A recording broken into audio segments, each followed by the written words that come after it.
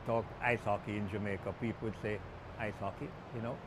The sport still has a long way to go.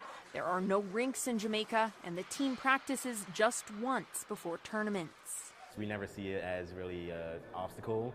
That's just something that makes us fire up even more. I mean, because we don't get that opportunity to practice all year, we have to come out and step on the gas pedal with 100 miles per hour. Since 2019, Jamaica has won 21 games and lost 8. To keep kind of moving up with the IIHF and getting the ratings and the respects and the credibility.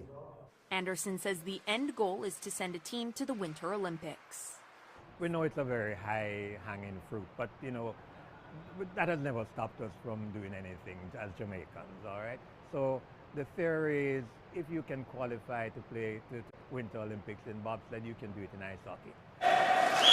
The federation is working to expand its hockey program with this team leading.